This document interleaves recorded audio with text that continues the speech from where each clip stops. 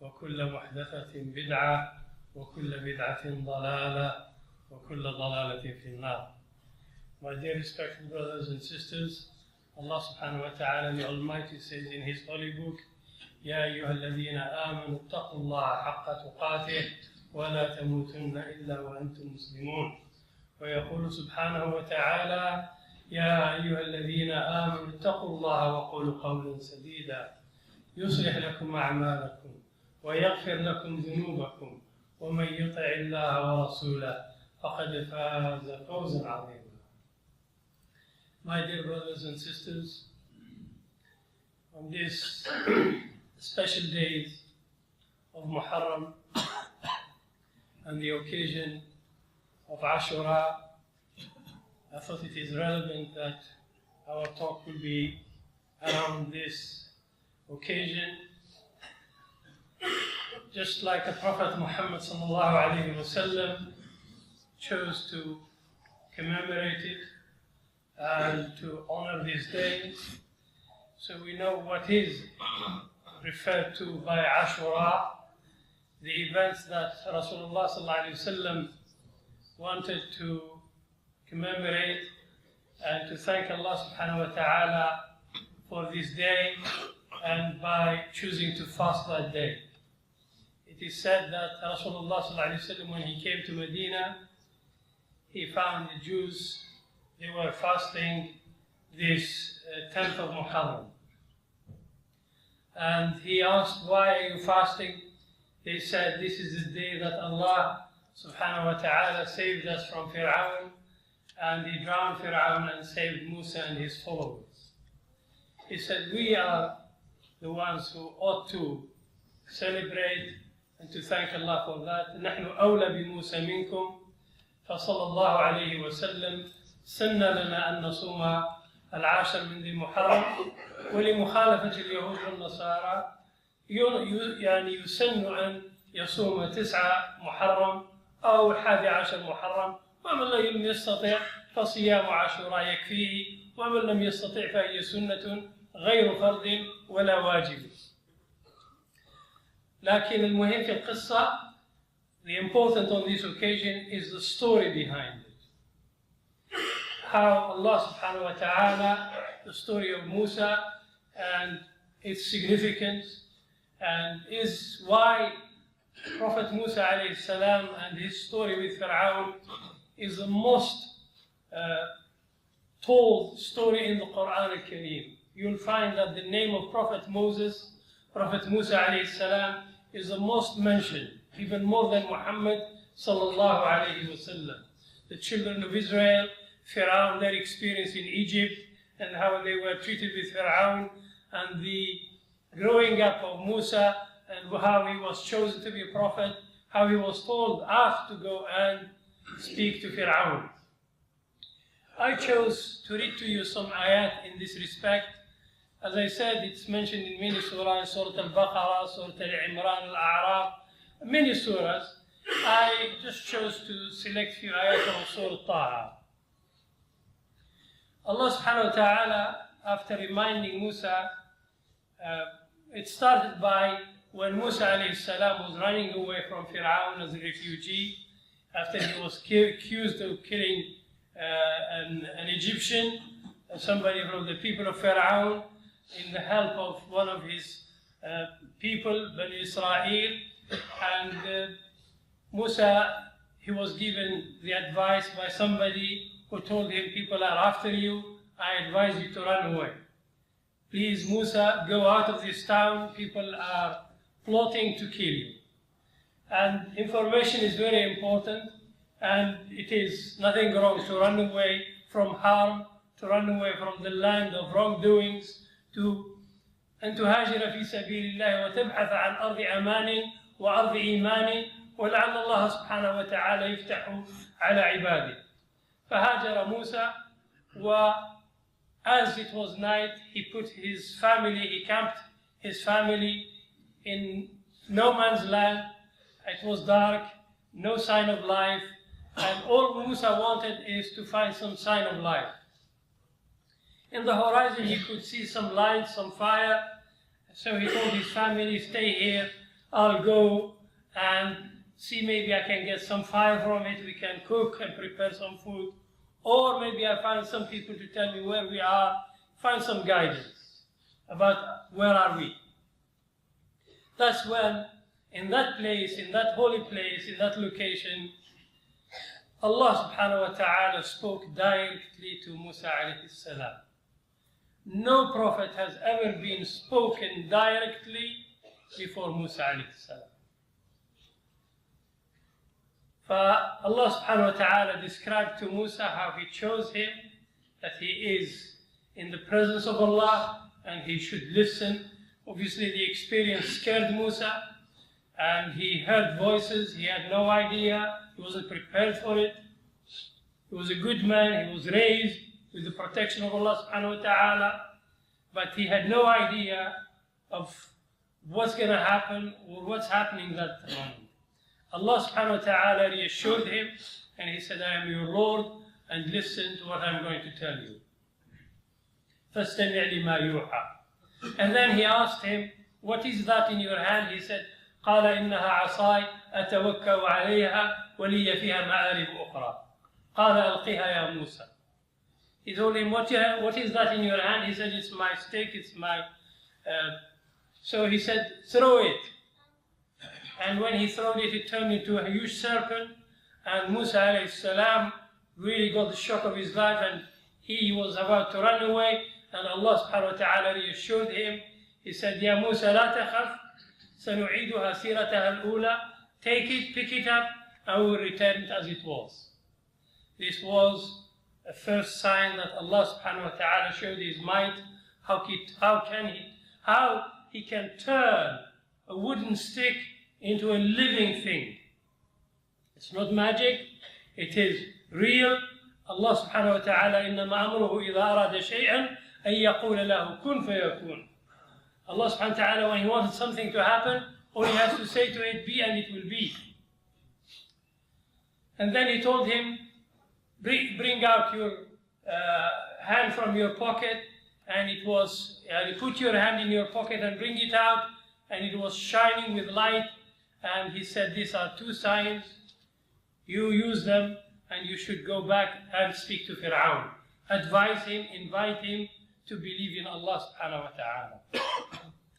He told him, oh Allah, I am running away from Fir'aun and I am not fluent in speech. Musa alayhi salam, it is said that he used to stutter. When he wants to talk, the words do not come smooth. And this is something that he was aware of. So he asked Allah subhanahu wa ta'ala to appoint for him an assistant who is more fluent in speech and he will make his job easy.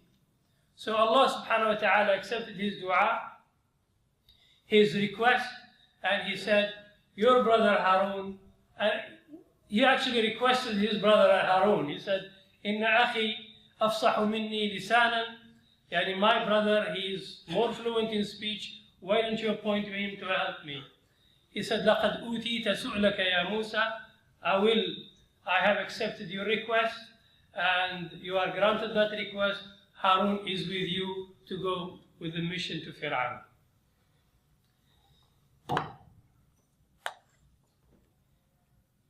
Now, the mission is to meet Fir'aun. Fir'aun, the tyrant, the ruler who had absolute power, who thought of himself as God, who had built huge buildings. He really intimidated his people, and he used to say, I don't think you have any other gods. Ana rabbukumul a'la, I am your God. And they submitted to it. They were slaves. The children of Israel, they become slaves to Fir'aun's people. And he was in his height, he was in his top status of power and authority. And he thought he has the world in his hand. Until one day he received the guest, he received two people who came to see him, Musa and Harun. Fir'aun told him, Musa, you came back. So what do you want this time? He said, I came with a message. Allah subhanahu wa ta'ala told Musa and Harun, He said, go and approach him and talk to him nicely. فَقُولَا لَهُ قَوْلًا لَيِّنًا. Speak to him nicely. Maybe he would listen to you. The truth would enter his heart. And this is the role of a da'i.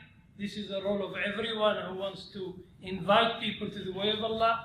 You should use the best speech. You should speak in the best manner. And you should be kind and nice and break the ice between you and people. Don't leave any barriers so that people can open their hearts to you. So he told him, what do you want? He said, well, we came to invite you to believe in Allah. He said, Allah, I am God. What God are you talking about? I am your God.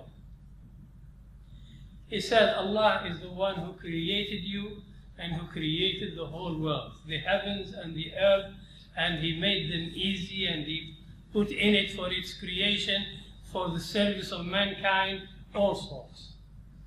He said, what is your proof? Then Musa alayhi salam threw his stick and he showed him his hand. He said, Musa, you are a magician. You want to change my opinion? You want to fool me with your magic? I will certainly bring you the better magic than that. The advisors, those who sit around the ruler, obviously they always tell him what he likes to hear. They told him these are just magicians. Let's call for the best magicians in Egypt and let's agree, make a challenge day to see who will win. And he said, Musa alayhi salam said, okay, but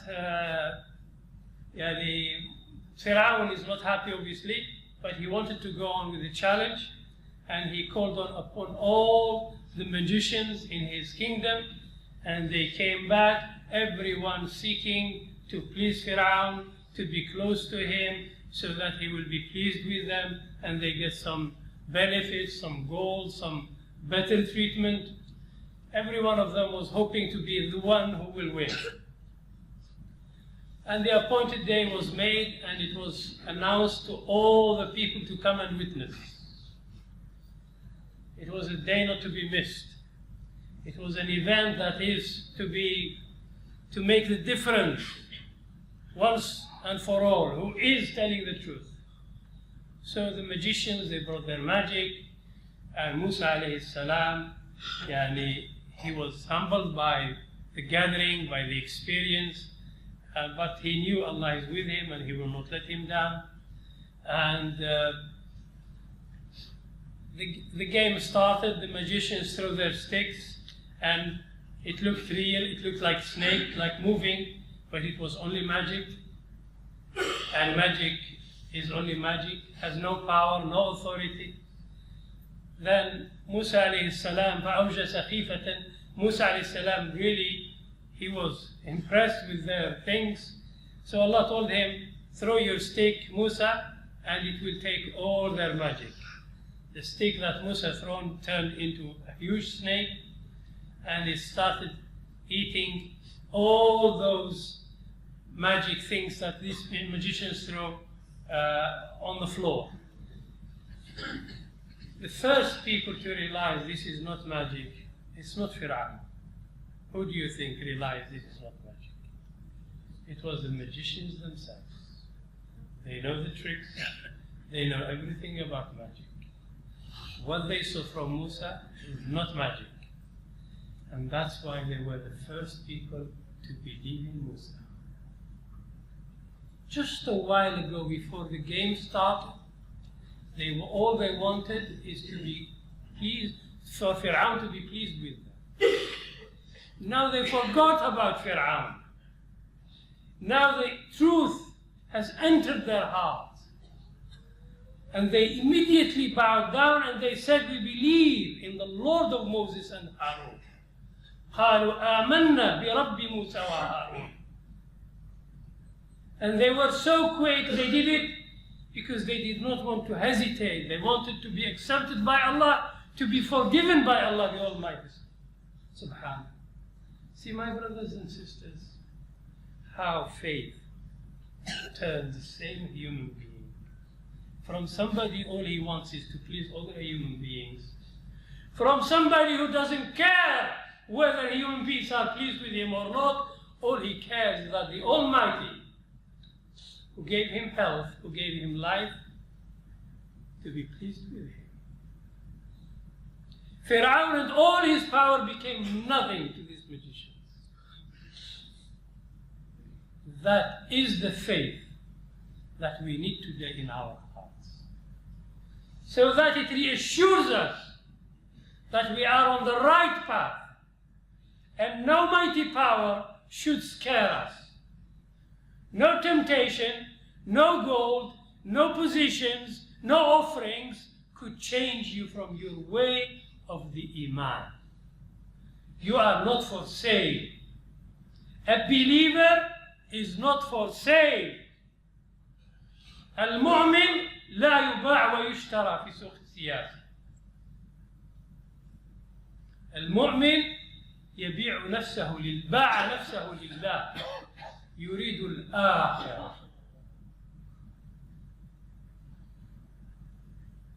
Obviously now Fir'aun has become all the game, everything he planned now is crumbling down in front of him, and he said, how dare you believe in Musa before I gave you permission? He thought he can even control their hearts. He said, how dare you believe in Musa? I did not give you permission to believe in him.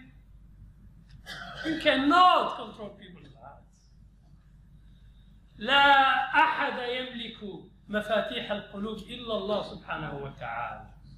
He's the Almighty, the only one who has the keys to people's hearts. And that Iman, when it enters the hearts of the believers, it shines. He shines from inside out. And then he found true peace and true happiness and true satisfaction. Wallahi dunya, if you own the whole of the world, you will not taste true happiness if you do not have the faith in your heart. الذي خلا قلبه من الإيمان لن يذوق حلاوة الإيمان ولن يذوق السعادة الحقيقية. You will not taste true happiness if you do not have the faith, the Iman of Allah in your heart. And that's exactly what these magicians have discovered.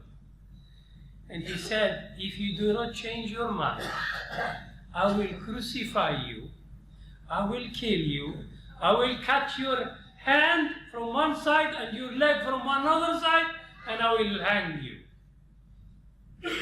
That's scary. And Fir'aun do it, he does it. He doesn't care. Before that he killed babies, he killed children. When his advisors told him that a baby will be born in your kingdom and he will grow and he will challenge you. And he said, that's easy, he has the easy solution. Kill every baby born. Every boy, kill him. And he killed so many babies. Time is not enough for a khutbah to tell you the detail, everything around the story of Musa, how he was saved, how his mother got worried when she gave birth to him, and it was the year that Fir'aun kills babies, and how he was saved. Allah subhanahu wa ta'ala told her, if you are worried about your baby, put him on a boat, put him on a basket and throw the basket in the sea. إن خفت عليه فاقذفيه في اليم. If you are scared about your son, put him in the river. It's just amazing. You think if you are scared for your baby, you hold him to your chest. You will not let go of him. But that is Allah the Almighty, who controls everything. What you know and what you don't know. He controls the river. He controls the air currents, everything. The basket It stopped near the palace of Fir'aun, was picked by the wife of Fir'aun, and she was so happy because she didn't have any children. She said, Fir'aun, what a beautiful child, please, please, let me keep him as a son. Let's raise him as son of ours. Musa was raised in the palace of Fir'aun. Musa is not impressed by the power of Fir'aun. He loves it from inside out. The glitter, the might of Fir'aun to Musa is nothing.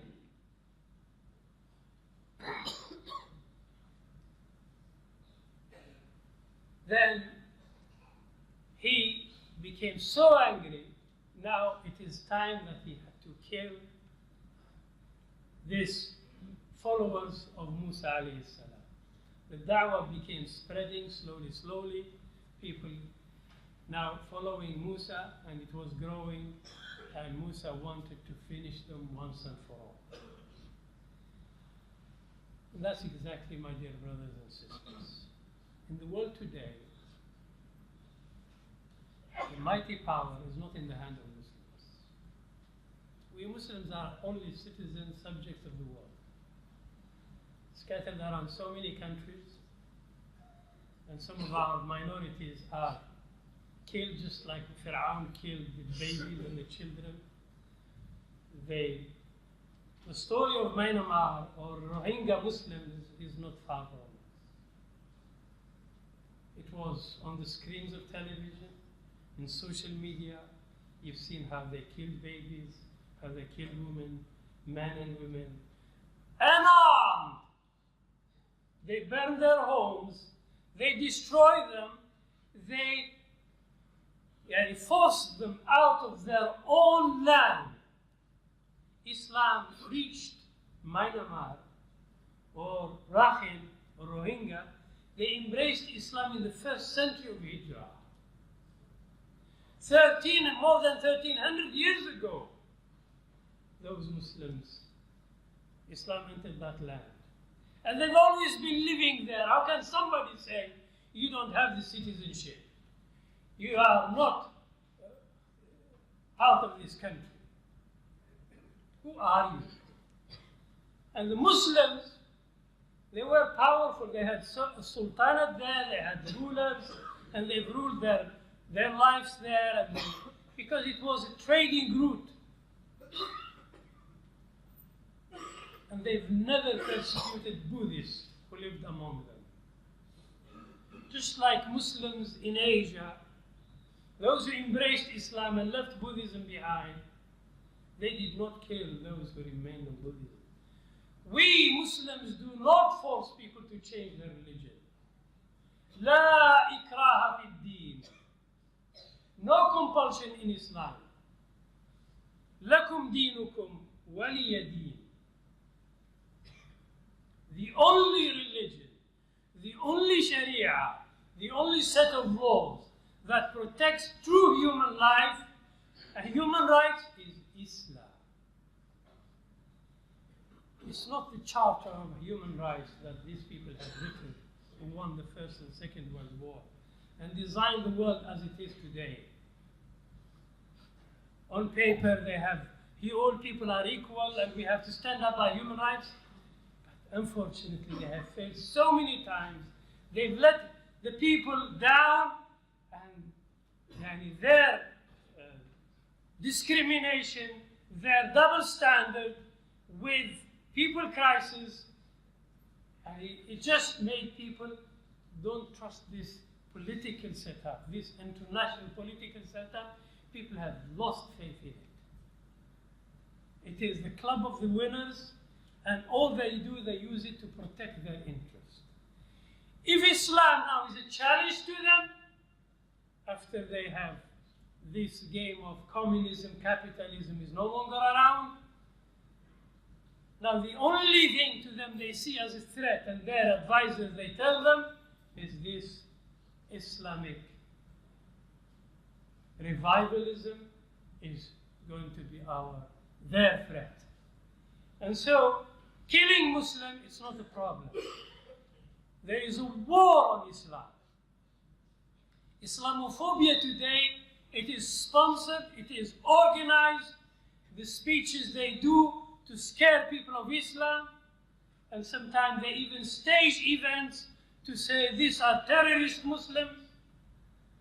But when Muslims are the victim, the killer is never labeled as a terrorist. Did you notice that? There is no Buddhist terrorist. There is no Hindu terrorist. There is no Christian terrorist. Terrorist means today is Muslim. But my brothers, this is their mukr. Fir'aun did like that and more. What happened in the end? Allah gave victory to Musa alayhi salam, who was running away, and he reached the shores of the Red Sea, and it was a moment that the children of Israel, now they're not an easy people. The da'wah of Musa alayhi salam has never been easy. Children of Israel, they are the hardest people to lead. They always rebel. They always disagree. And when they reached the sea and Fir'aun is behind them, they said, Musa, we've had it. Fir'aun is behind us, the sea is in front of us. It's the end of the day, khalas. He told them, Kalla, inna ma'i rabbi sayahdini. Allah is with me, and He will not let me down. And Allah ordered Musa alayhi salam to use the stick. You remember the stick, which turned into a snake? Now the stick has another use. He told him, use your stick, hit the sea with it. And a path was made across the Red Sea. So Musa alayhi salam can cross with his people. The Nile or the Red Sea, al-Muhim, yani he hit and the water split up and dry land was, and the children of Israel crossed and Musa crossed. And do you know what? Fir'aun saw all that. And instead of stopping for a moment just to think, what's going on? What's happening in front of him? He was so arrogant, so blinded by his hatred to Musa and the truth he carries, that he just wanted to run after him. Allah subhanahu wa ta'ala made Musa and those with him cross safely, and when Fir'aun was in the middle of it, the water returned again, and Fir'aun drowned, and he's still drowning till the day of judgment. A lesson to all those tyrants, to all those who kill innocent people, to those who they think they can get away with it. Allah the Almighty will hold them to account. Small or big nations, they pay for their injustices, for their crimes. Allah will send good people. There need to be good people to deserve the victory of Allah. And that is the problem with Muslims today. أقول قولي هذا وأستغفر الله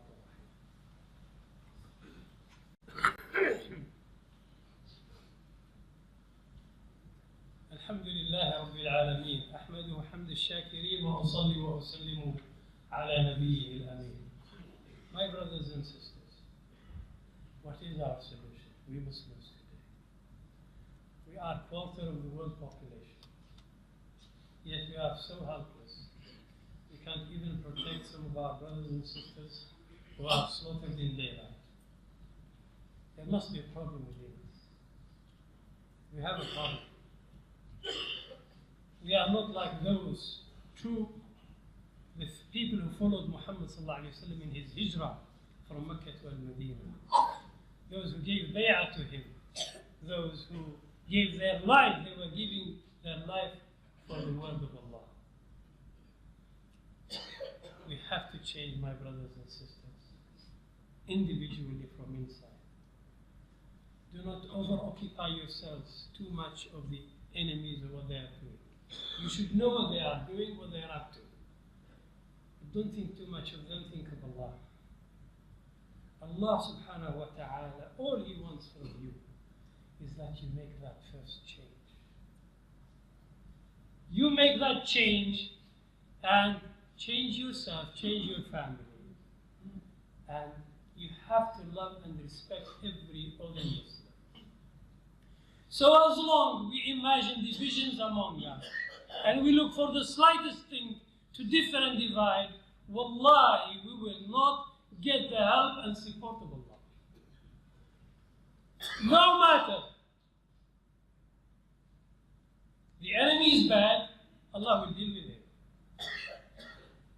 But the good people, if they do not, well, at least those of us who think we are with Allah subhanahu wa ta'ala, we believe in this religion as a way of life, and just like Muhammad sallallahu alayhi wa sallam and his companion made a change.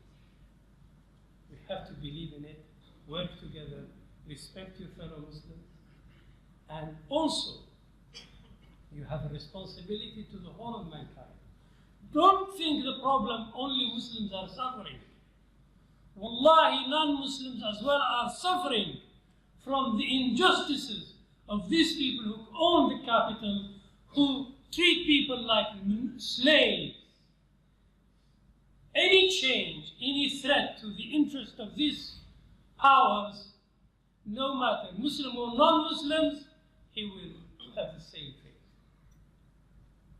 How many? The people of South America, for how long they've suffered. Now, the countries in Asia also. So, please, my brothers and sisters, let us put our house in order. Start with ourselves, with our families, and let us invest in our children. Our children are our future. Let's give them the best.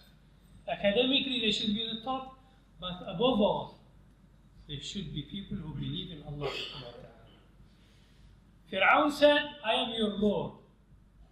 Today, these people, they say, we are your Lord. There is no God. Ma fi ilah. They are promoting atheism. Ma fi akhlaq. No manners. They fight manners. That's why they promote same-gender marriages. They are promoting the things which are unthinkable. They fight morality. Morality to them is a danger. They are destroying the institution of marriage because family units brings goodness. United family can only bring good if it is on the right path. If it is linked with Allah. We have no problem with our brothers in Christianity or Judaism. They are Ahlul Kitab, and Muhammad sallallahu alayhi wa sallam was told to invite them, and he was told to say, قُلْ يَا أَهْلَ الْكِتَابِ تَعَالَوْا إِلَى كَلِمَةٍ سَوَاءٍ بَيْنَنَا وَبَيْنَكُمْ أَلَّا نَعْبُدَ إِلَّا اللَّهَ وَلَا نُشْرِكَ بِهِ شَيْئًا وَلَا يَتَّخِذَ بَعْضُنَا بَعْضًا أَرْبَابًا مِّن دُونِ اللَّهِ. Christians, true Christians are suffering just like you and me. There is an onslaught on morality, onslaught on values. Materialism has become dominant. Shaitan is enjoying himself. May Allah subhanahu wa ta'ala help our brothers and sisters who are oppressed everywhere. May Allah help us and enable us to do something to change ourselves and to be able to bring goodness to our Muslim brothers and sisters and to the world in general. We wish good for all the world. We have no hatred towards anyone. We stand against injustice. We stand against evil. But every human being is our brother, and we wish him goodness, and we'd like to invite him to Islam. اللهم اهدنا فيمن هديت وعافنا فيمن عافيت